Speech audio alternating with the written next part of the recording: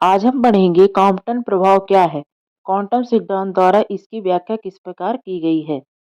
उत्तर है, जब किसी पदार्थ पर विकिरण आपतित होते हैं तो वे विभिन्न दिशाओं में क्या हो जाते हैं, प्रकीर्णित हो जाते हैं यानी फैल जाते हैं।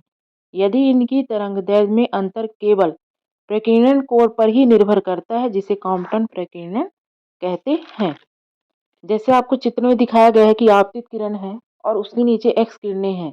ठीक है, एच न्यू यहाँ पर थीटा कोण बन रहा है और एम बी जो क्या है, इलेक्ट्रॉन का विराम द्रव्यमान है। ठीक है, जब कोई एक्सरे किसी हल्के एलिमेंट जैसे कि कार्बन एल्यूमिनियम पर गिराई जाती है तो वह एलिमेंट उस एक्सरे को अनेक दिशाओं पर फैला देती है।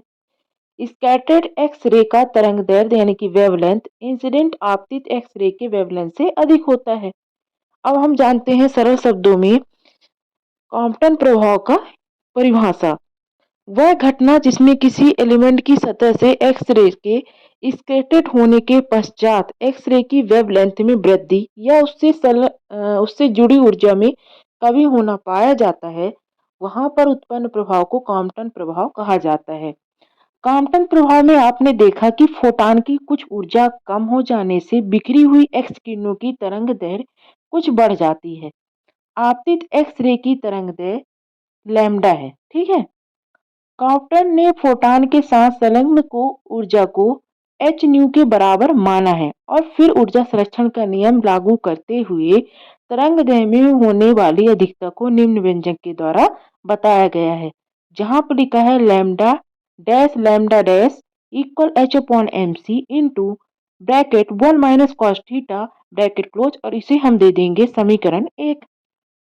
इसे और भी इस तरह से व्यक्त किया जा सकता है, जहां पर लिखेंगे हम del lambda equal d lambda, जहां पर सी प्रकाश का वेग, एच प्लांक स्थिरांक और एम पर इलेक्ट्रॉन का विराम द्रव्यमान कहलाता है। अगर केस फर्स्ट की बात की जाए, जब एंगल थीटा इक्वल क्या हो, जीरो हो, तो थीटा का मान समीकरण 1 में रखेंगे तो d lambda equal h upon m c into zero. और आप ये तो जानते होंगे कि जब भी हम किसी भी नंबर को या किसी भी इक्वेशन को जीरो से मल्टीप्लिकेशन करते हैं तो आंसर जीरो ही हो जाता है उसका। इस स्थिति में कोई भी क्वांटम प्रभाव स्थित नहीं होता है।